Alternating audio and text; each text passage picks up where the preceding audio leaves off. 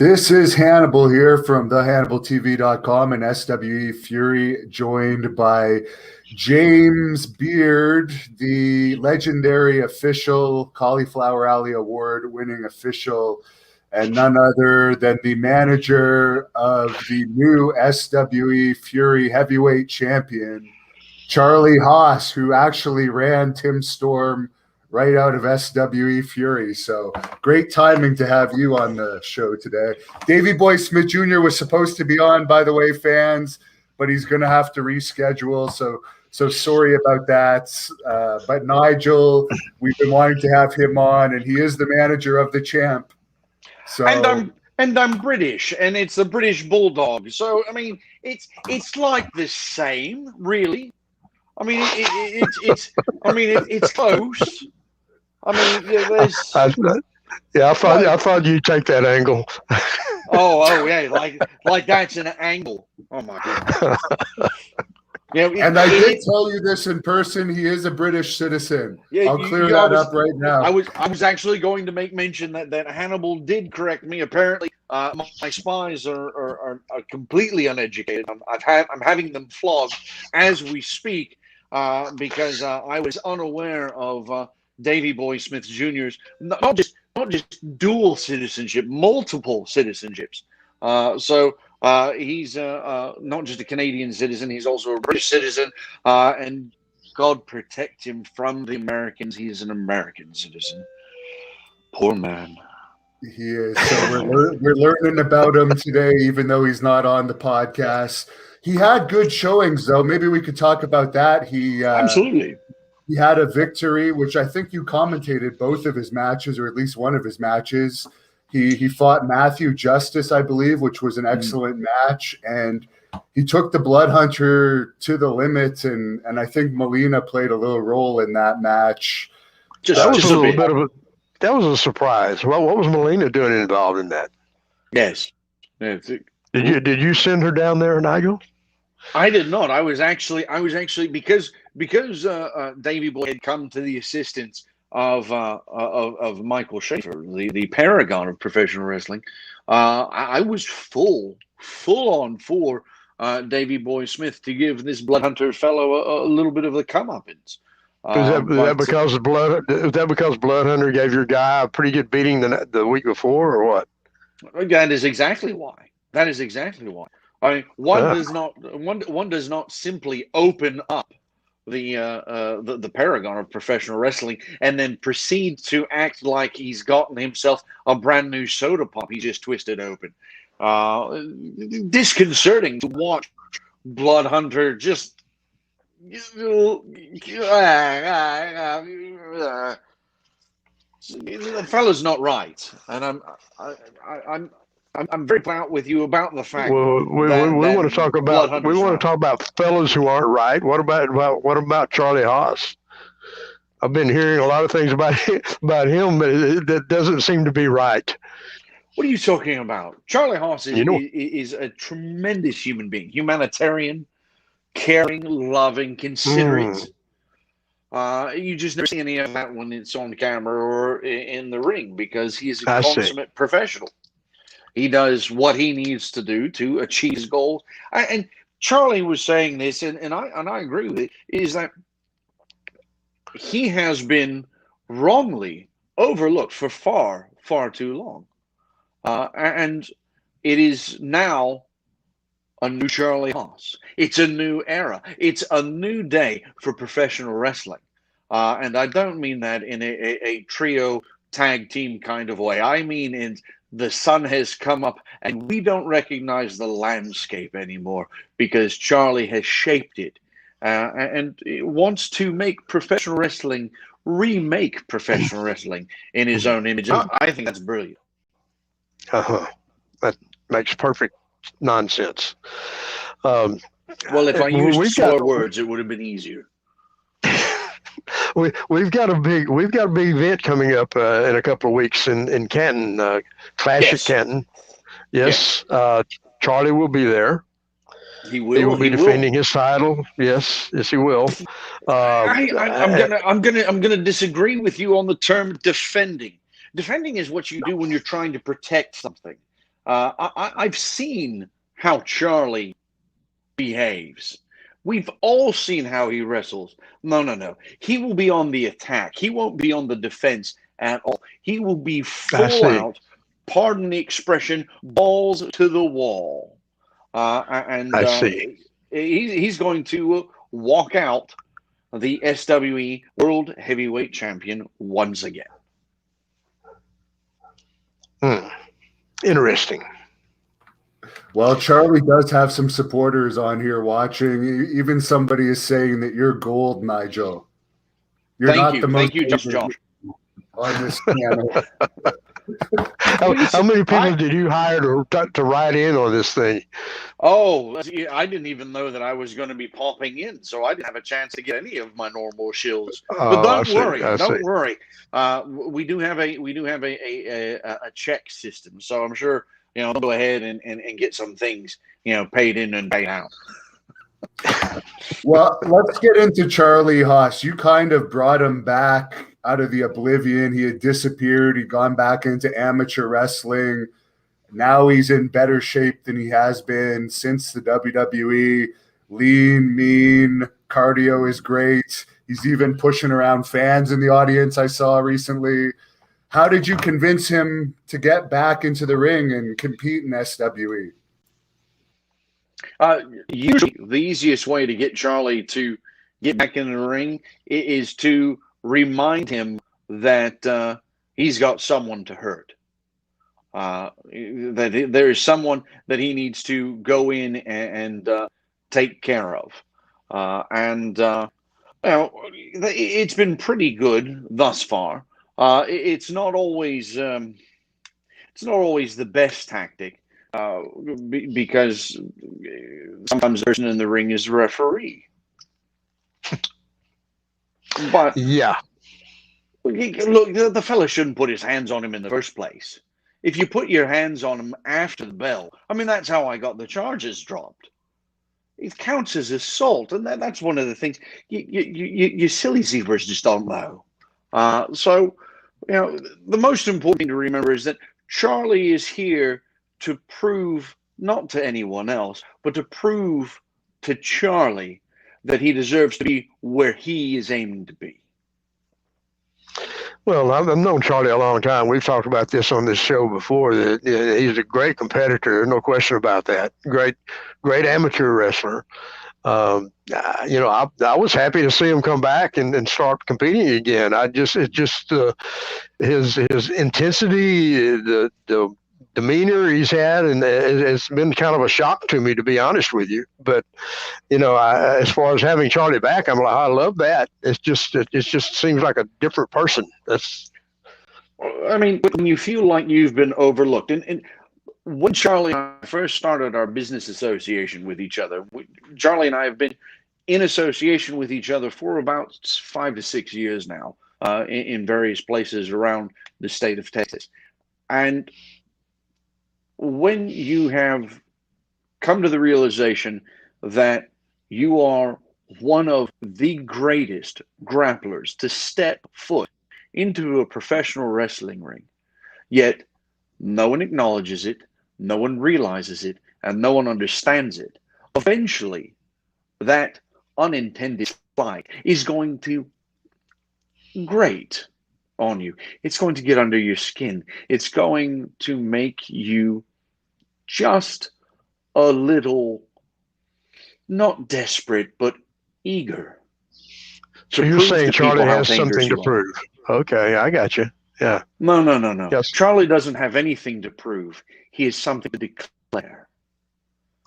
And he needs to make sure that everyone hears him when he says, I am Charlie Haas.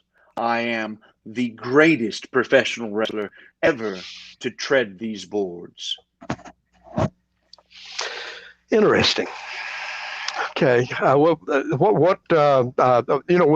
a lot of things going on in Canton, and we've got a lot of new people coming in. I mean, I've heard, there we go. There's Gangrel. He's coming in. Wonder what he's got on his mind. Davey Boy will be back. Selena will be back. Melina will be. I get all these Lenas and Minas and all that kind of stuff mixed up, but they're a lot of these beautiful women anyway. I know that, but Selena has a little bit of an attitude herself. It seems like our managers, I guess if that's what you want to call you guys, are kind of full of attitude. I mean, it's an assertiveness. I mean, you have to realize that as professional wrestling has evolved, financial reasons have caused our positions in professional wrestling to be less valued by the powers that be. And the problem with that is that we are a vital part of professional wrestling. So it's understandable that we're a little bit more edgy, a little bit more frustrated, a little bit more angry, a little bit more eager to inflict harm just to prove our point. This is a business where if you don't make your spot, you don't have your spot. And so that's all we're trying to do. We're trying to make sure that SWE Fury doesn't see fit to roll us out to pasture for economical reasons. You want to keep us around. Well, my understanding is Selena is talking about actually competing in the ring at some point. I don't see you doing that, and Melina, we don't know. She may end up doing that herself. She's got a reputation, former WWE champion. Who knows? Yeah, I actually have confirmation on that from Teddy Long. Teddy Long actually wanted me to bring that up, that Selena is not just going to be managing the Blood Hunter in the future. She's actually going to be competing, and apparently there is going to be an SWE Fury women's television title that is being built right now that Selena has her eye on, but that's going to be up for grabs for everybody sometime in the next few months. Who knows? Maybe it'll be Irving, Texas in April. Is April 24th, I believe. Right. Yes. Well, that's something I've been wondering about you, Nigel. I've known you a while too, and you usually grab the brass ring when you get a chance to. Let's just be honest about it. We've got a pretty strong women's division out there, but you haven't really stuck your nose into that yet. Is there a reason for that, or are you actually looking for a lady to manage as well, or what? I mean, what's your plan? Well, much like you had suggested, any time there's a brass ring to grasp, it is my goal to grasp it. It's one of my deep hurts in my professional wrestling career that my hero, Bobby Heenan, never managed the WWE World Heavyweight Champion. So I want to make sure that I never, ever have an opportunity that's gone by the wayside. And so, yes, absolutely, I've got an idea. And knowing that Miss De La Renta is looking at strapping the boots on, it's entirely possible that she might be looking for some management as she understands the value of such personnel. But, well, I'm sure she does, but I'm not sure you'd get a word in edgewise with her. She can gab with the best of them. Oh, but see, that's just it. Is that a manager's role, and this is one of the things that drives me crazy about the current product of professional wrestling, is a manager's role is not just to speak for someone who can't. I mean, yes, there are those tremendous orators in this business who will speak for fellas who have no ability to communicate to the audience. But at the same time, that's not all a manager is there for. No, sometimes they interfere in matches. You mean facilitate victory? No, I mean interfere in matches. Facilitate? Say facilitate. That's a big word. It is. Don't worry, James. Don't worry. I will, as you Texans like to say, learn you on these big words, so you don't have to worry. I appreciate the education. That means a lot to me.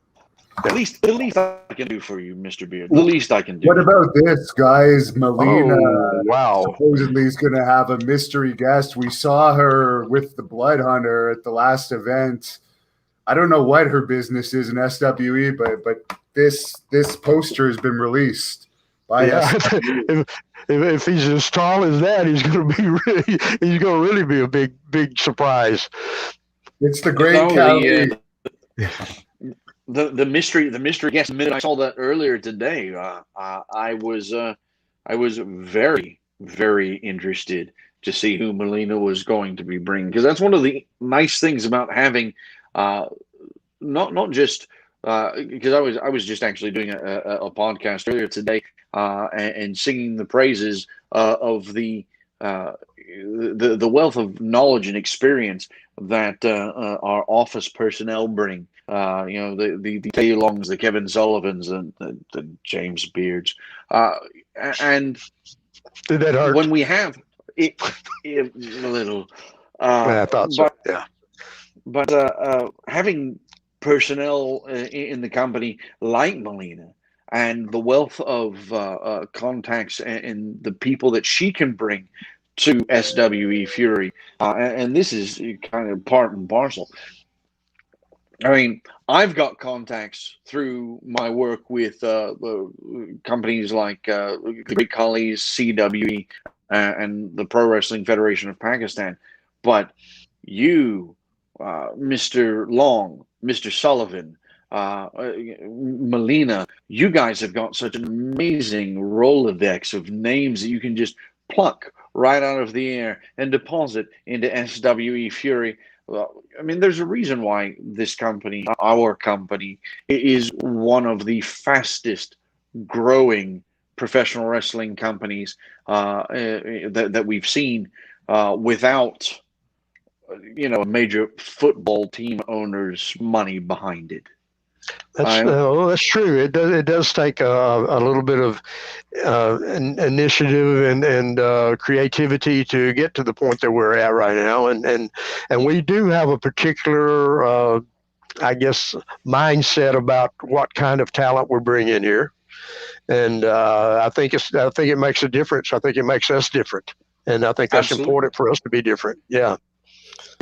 Well, what about this, James?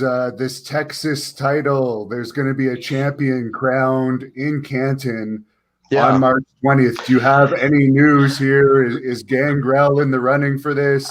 I actually do have some news about that. We've been talking about how we might decide that, and there's going to be a battle royal. And the way we are proposing it right now, and this is not in concrete, but what we're talking about is having the final two to last in that battle royal will actually end up competing against each other for the Texas title, or it's actually going to be the Lone Star, SWE Lone Star title. So just about everybody on the roster will be in the ring in a battle royal, and the last two guys standing will be the two guys that end up competing for that title, and at least that's the way we have it planned right now. And unless something changes, that's what we'll be doing, and that will be all done in Canton at the Clash. That sounds very exciting.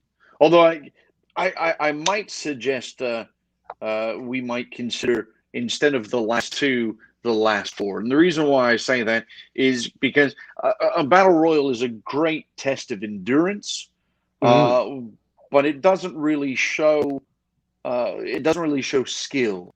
Well, you're absolutely right about that, and I'll be honest with you. And I said this on the program last week. I'm not a big fan of battle royals in general, but they are a spectacle. There's something the fans enjoy seeing once in a while, and this is a way of getting to that point without having to go through a long tournament. So I think that's what we're thinking about right now, and it may not be the optimum way to get the two best skilled guys, but you're going to get two guys that are pretty tough, because if they stay in there that long, they probably deserve to be in the running for our Texas or our title that represents the state, and that's what we're looking at. All right, and you said the final two. Yes. And you said everyone in the roster is going to be involved. Well, in this. pretty much. No, well, the men, yes. Okay, so yes. all the gentlemen on the roster, every single one. You sure well, about pretty that? much, yeah. I'm not 100% sure everyone's going to be on there, but most of them will be. How are you going to handle the fact that it's going to end up either being Mr. Mack or Mr. Haas? Because I'm going to tell you right now, there aren't any two gentlemen in SWE Fury who are tougher than those two. Nails. Well, Nails are afraid to deal with them.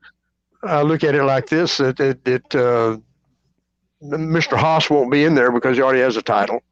Okay. He won't be a part of that. All right. But anything else could possibly happen. I just the tag team champions won't be in there as well. Well, anybody holding a title won't be in there. So does that mean Jack, Dane, and Crimson are going to be in the battle royal because they're no, they will not. I guess they will be. Yeah. Because Jack Dane is a former NWA champion, so he might want a singles title again. Yeah, you're right. They very well may be in there. I haven't actually talked to them yet, but that's quite a possibility. It might be interesting if those were the last two guys in there. Absolutely. What would that be?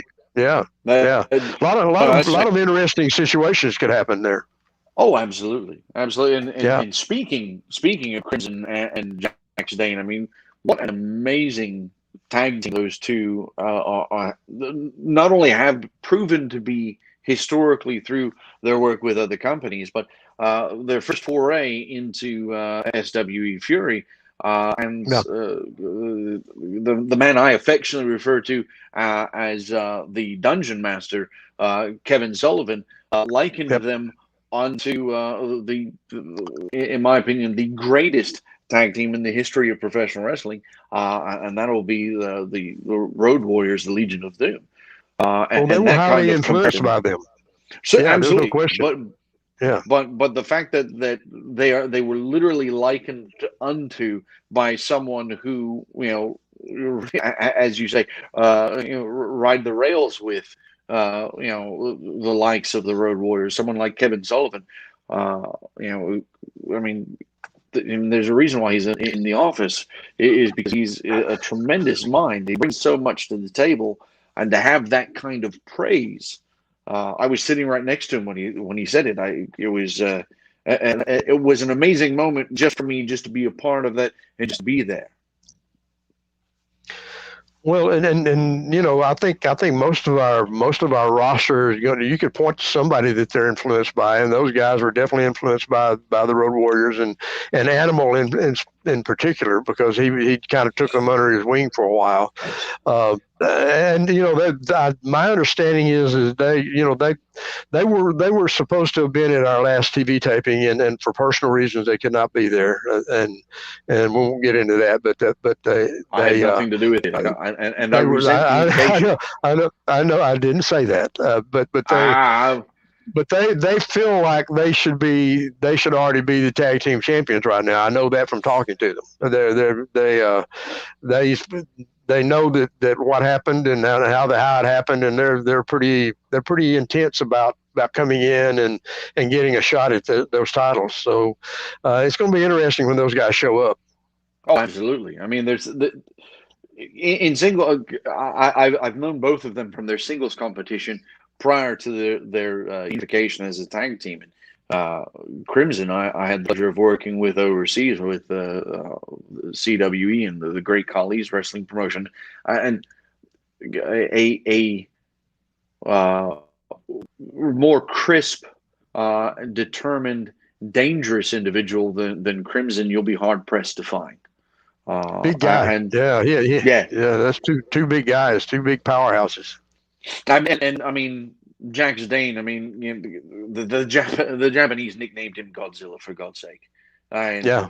Now, he's such an incredible, not just NWA, former NWA World Tag Team Champion, but he has got such a gift of power and mobility that you don't normally expect from a fella his size. Well, he was also the NWA World Champion at one time. Did I not say that? I thought I had said that. Yeah, I said he was also the NWA World Champion at one time. So he's not just a tag team champion; he was a singles champion as well. The amusing thing is I had literally meant to have said that, because yes, absolutely, it's an incredible. So I corrected you. Is that what you're saying? Yes, that is exactly what I'm saying. I'm not going to be afraid of being corrected by you, especially in this instance, because if Mr. Dane watches and I'm not being folded by that man. He is frightening. But this Texas Lone Star title is very exciting. I think that's one of the things that I'm enjoying about being a part of SWE on this ground floor level. You get to watch the birth of things.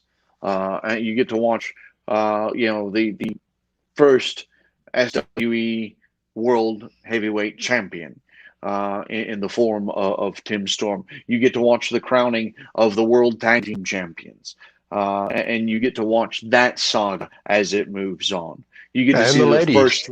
That's exactly where I was going. You get to see the first SWE World Women's Champion, and what a World Women's Champion did we start with? Because we're talking about someone who is so incredibly gifted, praised. I mean, she is such a legend. You would expect that flora and fauna to spring up wherever she steps. Of course, I'm talking about Jazz, and with her feeling the breath of new life in her wrestling career, who knows? We may even see Jazz step back into an SWE ring. So not just a former and inaugural SWE World Women's Champion, but it is entirely possible she may decide that she wants that title again.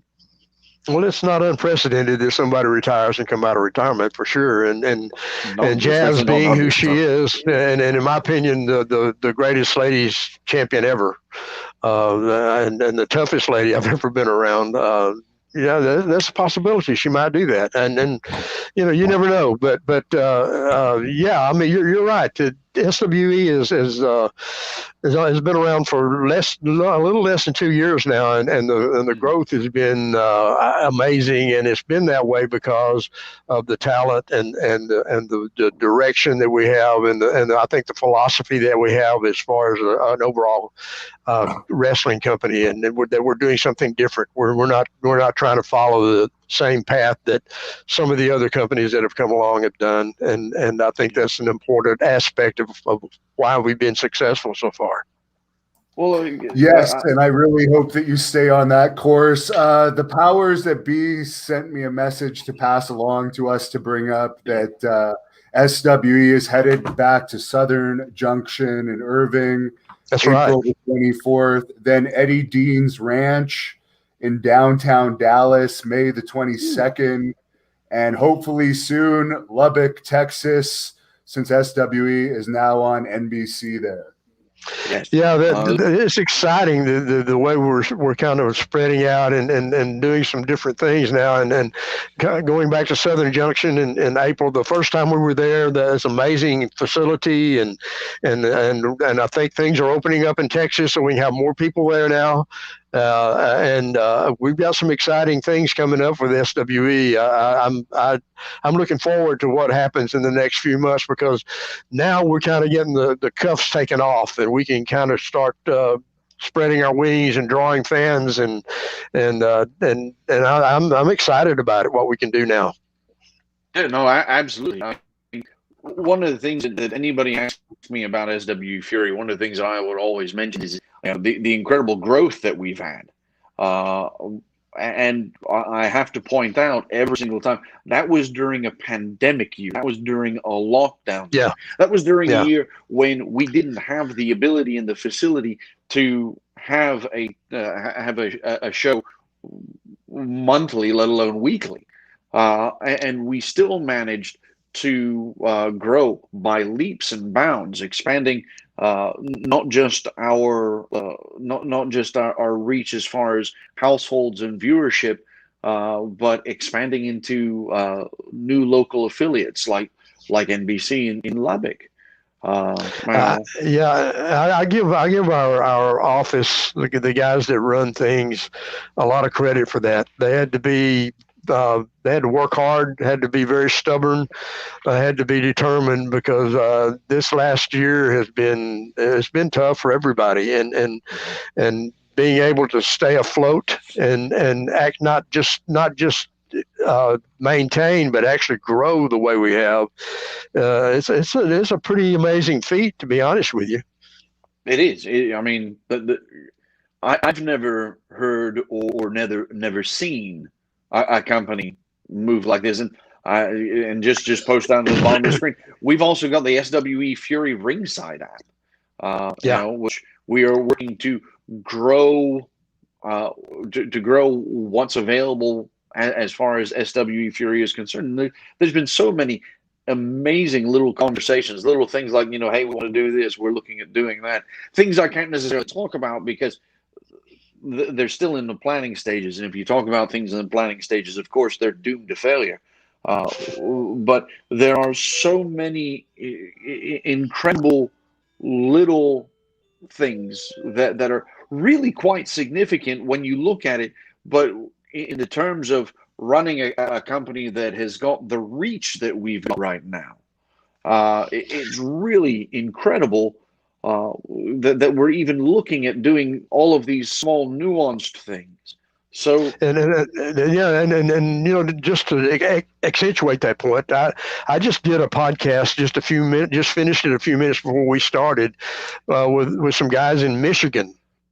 And I did the same with some lads in Virginia. Yeah, and they were raving about our product. They were going on and on and on about how we've turned the clock back, that we've changed the way they look at wrestling now, that we're doing something that they can actually watch and be happy with watching and proud of watching and being brought into and care about the product, instead of just watching the guys flip around in the ring. And I think the fact that we've done that, is stuck to that style, and it's starting to catch on. People are starting to understand that this is not just a regular wrestling program. This is a different philosophy.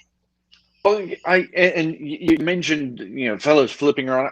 For those who are tuning in because they just saw Hannibal TV and they like Hannibal, but they haven't yet watched our product. It's not that we have a disdain for the guys who can do the amazing feats of acrobatics, the flips. It's that we as a company, we're doing what I think, in my personal opinion, is the closest we can get to the perfect marriage of the professional wrestling sensibilities of yesterday, marrying that with the technical skills and abilities of the modern era. So, and athleticism. Yeah. I'm sorry. Yeah, and the athleticism. Yes, absolutely. Yeah. And I think what ultimately that translates to is we have a product in which we still encourage the talents that can do, as you say, these flippy things, but we also make sure that we give it time to work its magic, because that's really, in a lot of ways, what professional wrestling is. It's very much like a magic show. If you move too fast, if you do too much, you don't digest and understand and comprehend. You're mystified, you're stunned, you're amazed. Don't get me wrong. All of these products that have everything played on fast forward, The athleticism is amazing. The skill, the acrobatics, the talent is incredible. But we're marrying it with an old school sensibility that allows for that marination, that ability to understand. That's a nice way to put it, Nigel. I'll give you credit for that. Now, what did you guys think about Lacey Von Erich coming into SWE? I've been told, I've heard through the grapevine, there might actually be a second podcast coming to both the SWE Fury YouTube channel and the Hannibal TV that might involve Lacey Von Erich and SWE, maybe giving a more women's side of the product. But what did you guys think about seeing her in action and the return of a Von Erich to Texas wrestling?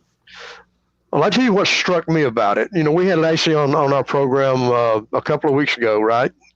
I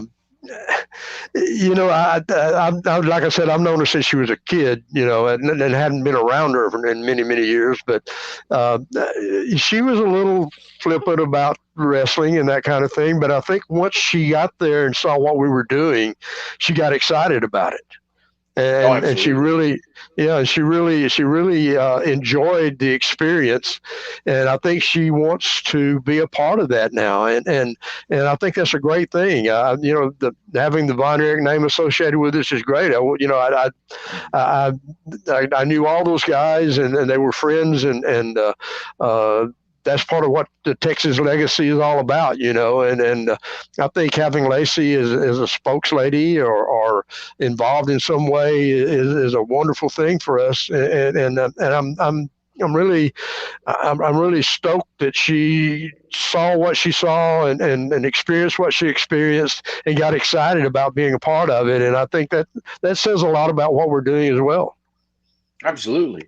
I think the other aspect though is that because we've got more than just Lacey Von Erich as a part of our legacy line of talent, because we've got, as we mentioned earlier, we've got Davey Boy Smith Jr. We've got Miranda Gordy. We've got Lacey.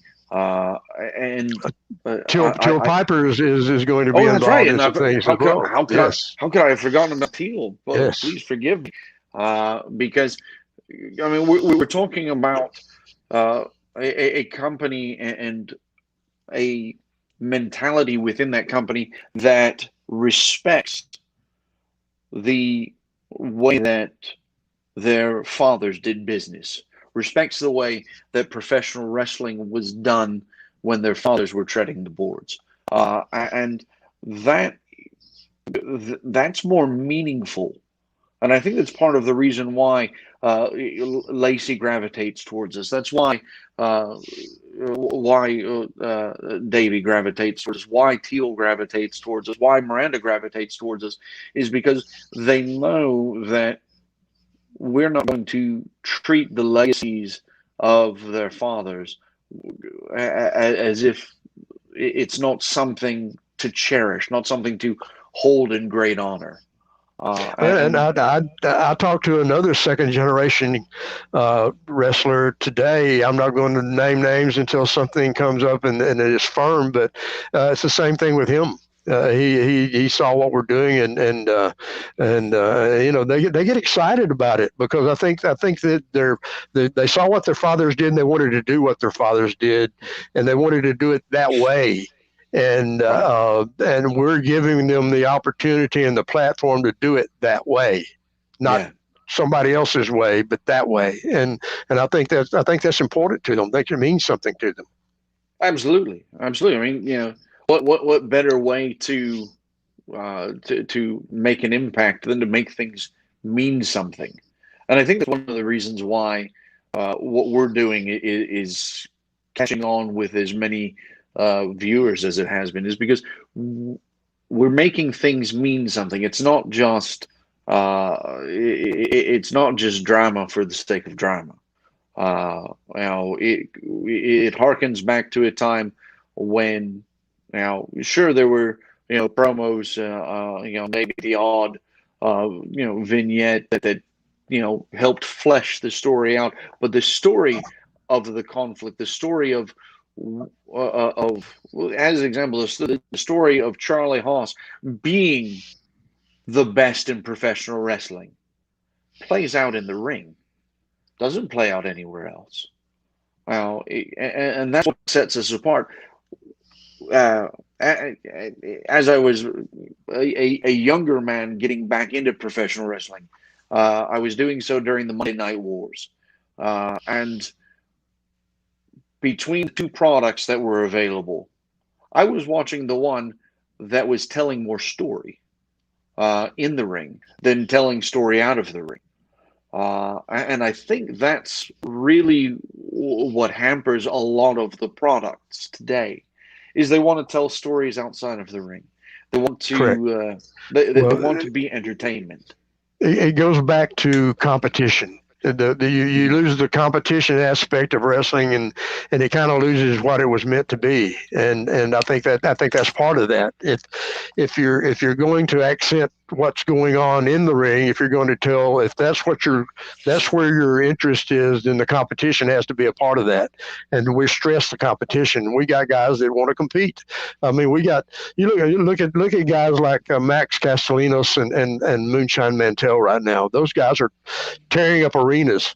I mean, they're just. I mean, they're not necessarily inside the ring very much, but at least they're competing against each other and they're fighting. And they've got personal issues, and those things are relatable to people because everybody has a personal issue somewhere. And I think that's part of what the deal is too, is relating to the fans. They understand that. And speaking of those two guys in Canton. There's a good possibility that we may tie them together. And that way they won't be able to. Is that what the bull rope was all about? Yeah, that's what we're looking at. Yeah, that might be real interesting. They can't get too far away from each other that way, and hopefully we can keep them in the ring. We'll see what happens. That would be very interesting. And I was told Tony Zbyszko, the son of Larry Zbyszko, will also be coming to SWE in the future. And there is a rumor that maybe Big Papa Pump himself, former WCW World Champion, might be talking to some of the people involved in SWE, which I only heard about earlier today. So that would be quite something. Well, we're going to continue to bring in people that people recognize, and the people that have a history in this business and have been significant in this business. I think that's an important aspect of drawing interest to your product. There's no question about that. And at the same time, we're going to continue to build our own stars, and give people an opportunity to become the kind of stars that these guys that we're bringing in that people are interested in seeing have become. And it's kind of a two-way street there, and I'm glad to see that, and I'm glad to see that some of these big names are wanting to come in here. My understanding is Larry Zbyszko contacted us himself and requested that I believe his son's been wrestling a while, but he has never been on like a national television program, and he actually wanted his son to debut on SWE TV. I'm hoping we can make that happen, and we'll see. But that's the kind of a response we're getting, the kind of respect we're getting from major stars and major names in this business, like Larry Zbyszko and guys like that have reached out to us, wanting to be a part, or at least showing us respect, and it means a lot, because I think that's an important aspect of our growth as well. But I mean, it is very, very important to have these what's a good way to describe them? They're like legends. Well, absolutely legends, but as far as cornerstones for the structure of SWE Fury. Yes, they're absolutely legends, but the simplest thing to keep in mind is the foundation that we're building around those cornerstones are the new talent, the people that you you look at and you go, oh, well, this is new and exciting, or this is someone who I've been watching that needs that additional gravitas to elevate them to the next level. Of course, personally, I'm talking about people like Paragon Michael Schaefer and the Reinforcer Andrew Anderson, who both bring so much to the table. I mean, Andrew, not just an accomplished wrestler in the ring, but a star of stage and screen, actually small screen and big screen as well. Yeah, and let's talk about Michael Schaefer a little bit. He's nearly 400 pounds, 3 something. I don't know. Yeah. And athletic. This is the kind of guy that I think has the kind of future that we can count on to grow in SWE. I mean, these are the kinds of guys that we want people to see and be exposed to, and going back to what we were talking about, bringing in some of the legends and the cornerstones you talked about. That kind of gets the attention, but when they come in and just see those guys, then they see the Michael Schaefers and the Max Castellanos and the Moonshine Mantels and the Edge Stones and Frank Stone, who made a heck of an impression on our last TV taping. Yes, God rest Frank Stone. The OMGs.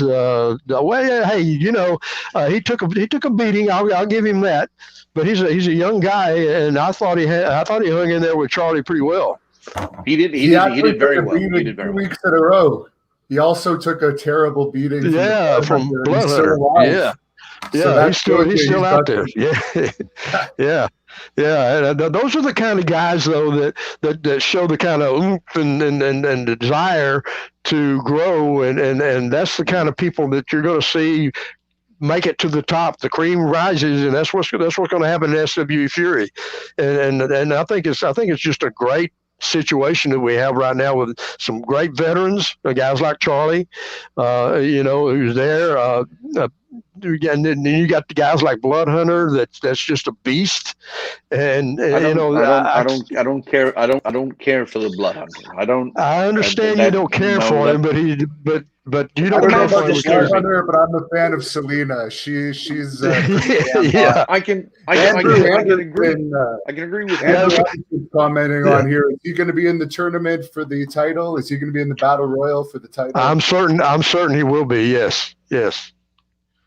Yeah, Andrew's a veteran. He's not a young guy. Yeah, he's been around a while, but he's a young guy. He's a veteran. But he's one of those talents that has deserved a better stage than what he's been acknowledged for. I agree. And that's the thing I really appreciate about SWE Fury is that the guys who have deserved their time but haven't gotten their time have the opportunity here to get that time. And I've got a long list, a very, very long list, James, of names that I need to send to you and to Mr. Long and to Mr. Sullivan. I mean, guys of the caliber of Andrew Anderson. Now, there's a lot of guys. There's a lot of guys out there in this business that deserve exposure. There's no question about that. And we all know how it goes in some of the bigger companies. You end up with 4 or 5 guys, and they get just about all the TV time and all the great situations and that kind of thing. And that's not the way it is here. We're giving younger guys that have the ability to grow a chance to prove themselves. And like Frank Stone. I mean, he's taken a beating in the last couple of times and brutally so, but man, I see a lot in that guy. I see a guy with a future. And another, Edge Stone, another guy. Yeah. Yes, Edge Stone. Edge Stone is. Well, I've got a lot of personal fondness for Edge Stone just based off of my externals affiliations with him. But both him and Frank, tremendous athletes, really incredible and as we pointed out, took two hell of a beatings, and still hasn't sent me any unkind messages. Hasn't vowed revenge upon me and my family. No, he took his lumps like a professional, and is, as I understand it, still willing and ready for more. So he will be in Canton at the Clash on the 20th, and he'll be competing. And I'm looking forward to seeing the guy grow. I am. I love to see young guys when the light comes on and they understand. This is what I'm supposed to do. It's not about winning and losing at that point. It's about growing, and I think absolutely. And I think that the guys like that have a big future in SWE and in this business in general. So I'm looking forward to him and some of these other guys that are coming along. And, Charlie's going to have a little different challenge on this coming event. He's been in it with a couple of guys who kind of hammer a little bit, like Frank Stone and those kind of guys, but he's going to have a little different challenge on this one with a guy named Will Alday. Oh, I know that fellow. Oh, yes you do. Yes. Yeah, no. Mr. Alday is a very competent gentleman in the ring. You talk about athletic. Now, there's a guy that can do all those things, but he's also very tough. Oh no, Charlie and I are very, very aware of him. I remember a few months ago, I lost a cricket bat to Will Alday's back, courtesy of Charlie. And Will, to his credit, after being attacked, he got up, and albeit sore, pained, he got up and was able to make his way out of the arena. So this is going to be a very exciting thing.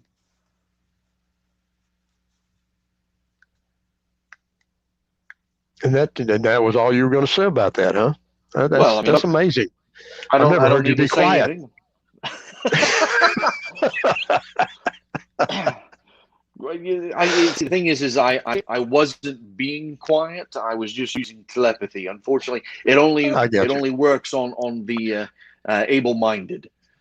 Okay. Well, sorry.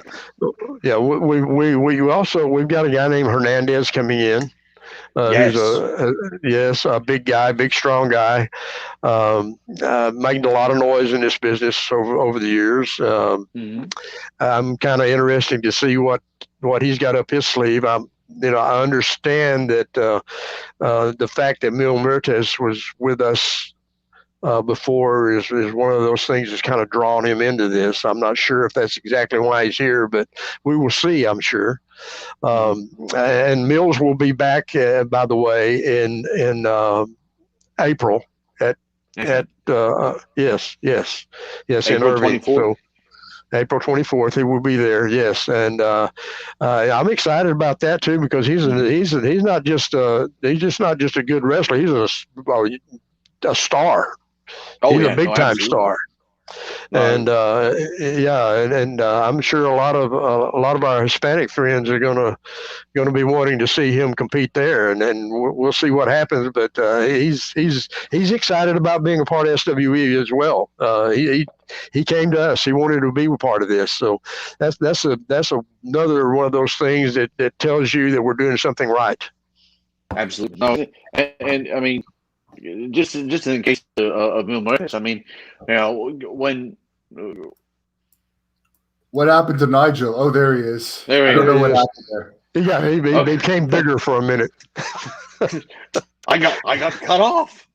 But in speaking of Mil Muertes, I mean, when a man who boasts that he is 1,000 deaths decides he wants to compete in a place like SWE Fury, that means that he feels that there is something for him to vie for, something that, even if it's something like just challenge him.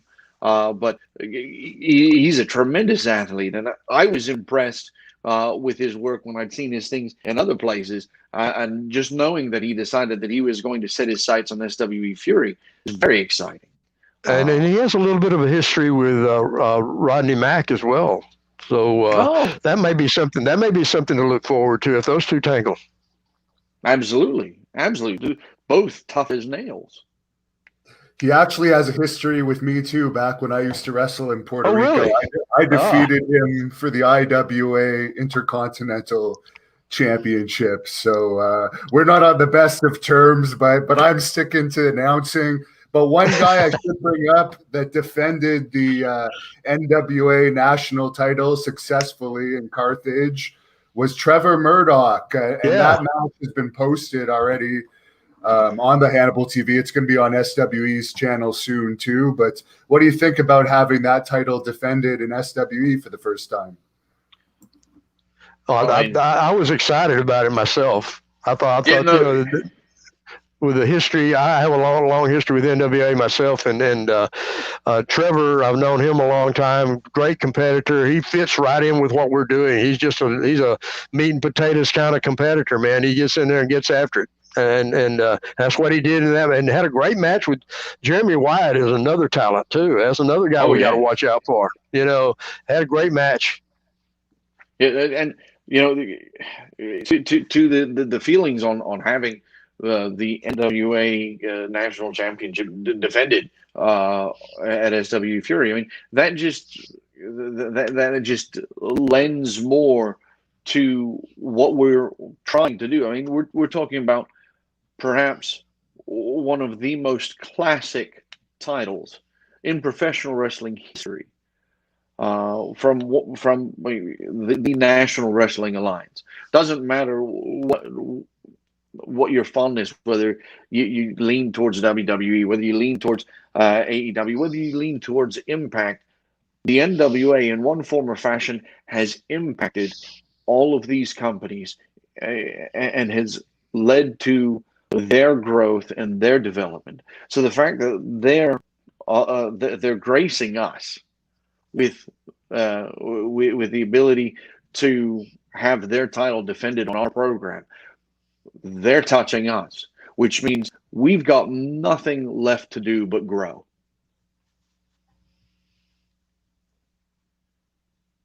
Very true. Another guy that's been involved and is helping the younger talent is Mark Henry. I was told to throw his name into the mix because he's going to be back in Canton. Have you guys noticed that he's been giving some of the talent advice and actually watching and critiquing matches? Oh yeah, I've talked to Mark quite a bit about this. He's 100% involved in trying to help our young talent grow and learn, and he wants to be a part of helping SWE grow, and that's another one of those examples of a guy that doesn't have to do this. He doesn't have to take his time to do this, but he wants to because he sees what we're doing and he loves what we're doing, and how much better can it be to have a guy like Mark Henry on your side? He's a super intelligent guy. He knows the wrestling. He knows how to convey his ideas to people very well, and he's having his support and his input is a blessing for us. Yeah, no, and I mean, first of all, just on the spectacle of who Mark Henry is. Mark Henry is the world's strongest man. How many people can boast that? And how many times he's won that? What, 2-3 times? At least. He's a multiple world champion in other sports as well. Yeah. I mean, to have someone that is an athlete of that caliber, and take an interest in not only what we're doing, but more importantly, take an interest in our talent and helping our talent grow, so that even if for whatever reason our talent decides that they're going to go to other places, they still have the benefit of being able to grow so exquisitely with SWE Fury. And that's the wrestling business. I mean, people move along to different places sometimes, and that's okay. That's part of it. I've been trying to help young wrestlers for a long time, training and just giving advice and that sort of thing. And I'm all for helping somebody advance to wherever they want to go. If they want to be a part of SWE, that's wonderful. If they want to be something else, then that's wonderful too. I mean, I'm all about helping these guys learn and get better and move along and have successful careers, no matter where it might be. And that's the attitude I think most of us have here. So James, since I've got you kind of as a captive audience, and I've done very, very little in the way of self-interest with this podcast. I've been very generous. I agree. Yes. I feel that I am at least allowed to, at this juncture, say, look, Andrew Anderson and I have been talking, and there's some discontent with the way things spilled out in Carthage. Andrew was very confident and was looking very good in what he was doing in his match with Action Jackson, and well, you've seen the tapes. The Boogeyman continued his normal tormenting of me.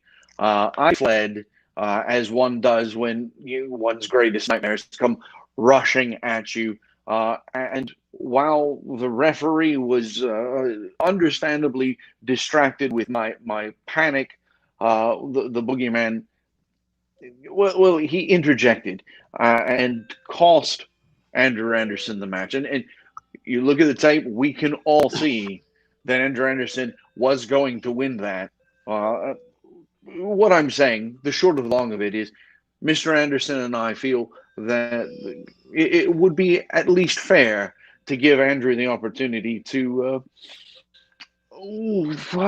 reinforce the fact that it's not wise to interject into one of Andrew Anderson's matches. Well, that makes me wonder what have you done to Boogeyman that he seems to just despise you for some reason? I mean, you're the one he's after most of the time.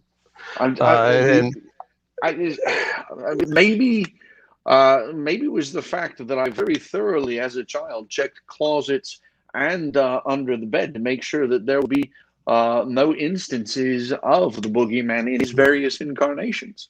Maybe it's the fact that I, especially now, sleep with a water gun of holy water by the bedside, just make sure, should that infernal creature decide to step forth, I don't sleep well these days, James. Well, and he's another character that shows up in SWE out of nowhere sometimes, and who knows? He may be. I've noticed. He may be anywhere. Maybe Canton. Maybe he's at Southern Junction. Maybe are you sure you didn't eat some of his worms in the back? Did you steal some of his worms? And he? Oh my goodness. Okay, first of all, no. That is disgusting. The only worms I ever have any interest in are gummy. The man is an entity. Look, the man. That's not even correct. The Boogeyman is an entity, all and of itself. And look, I just feel that Andrew Anderson has the ability to wipe away all of these fears. He's kind of the antithetical Alice Cooper. Instead of "Welcome to my nightmare," I feel that Mr. Anderson will be able to say, "Welcome to pleasant dreams, Nigel." And the only way that he'll be able to do that is by banishing the Boogeyman. And we just like that opportunity. Oh, so you want a match with the Boogeyman? Is that what you're saying? Those are the words that I'm using, although not quite as eloquent and eloquent. Well, we hear there's the official request, James. You're going to have to take it to the board of directors now. Well, I have a little influence there. We will see. We may have to see what happens. I mean, maybe it's only fair. It's only fair. But we're gonna have to make sure you can't run, though. I mean, maybe handcuff you to the ring or something like that. Would that be interesting to you? The little stipulation, to make it interesting for the fans. So you're not running around the ring. That's what I mean. Right. No, I understand it. I tell you what. Maybe if because you're stuttering, Nigel. Well, I mean, one does tend to do that when one is put on the spot. But if you can guarantee that we will give Andrew Anderson a match with Boogeyman, then I can accept a stipulation of being handcuffed.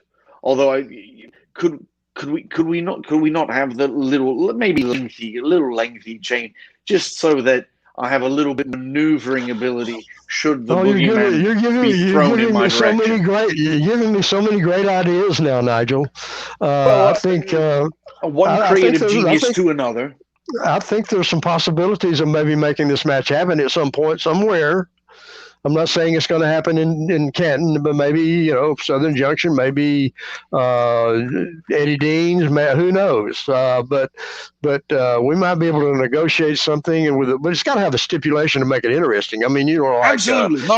Like if Andrew loses, since you're so confident that he can beat Boogeyman, maybe you have to eat some worms. First of all, I have never been fond of the writings of Beverly Cleary. And so how to eat fried worms is, and this isn't even fried. I read that book. That ending is just. We'll wait. So what do we get? What do we get if? Well, I don't know. We'll have to negotiate that. We'll think about that. We'll see. We'll come up with something really interesting, and maybe we can make something happen. It's kind of like this Dak Prescott negotiation. We can't make it go on for 3 years. We've got to do it faster than that. So we'll come up with something that benefits you if you win, and benefits the fans if you don't. What do you think about that, Hannibal? It benefits the fans when we win.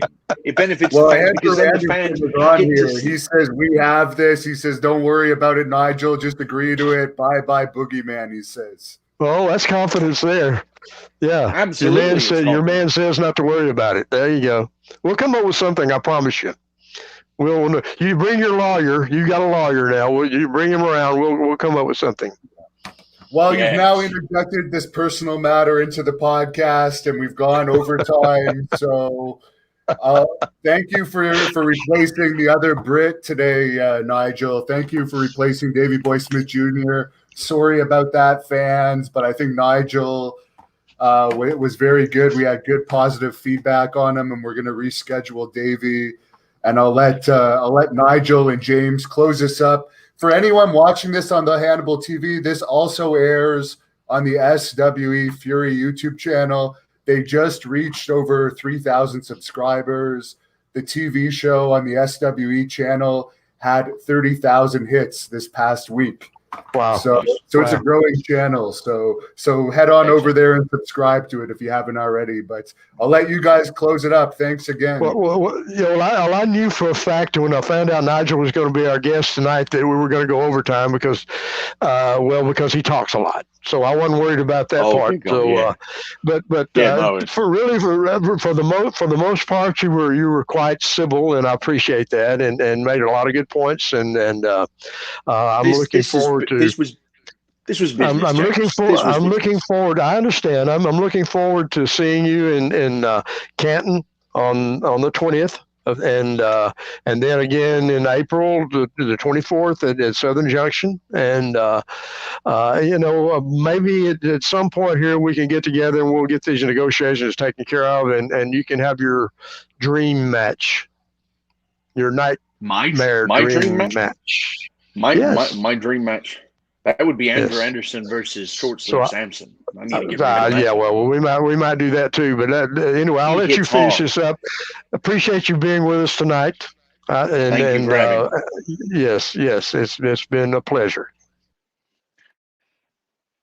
Well, ladies and gentlemen, don't forget to watch SWE Fury on all platforms that you have available to you. You can catch us on YouTube, Fight TV. You can even find us on Hannibal TV. Have a lovely evening, and thank you for joining us.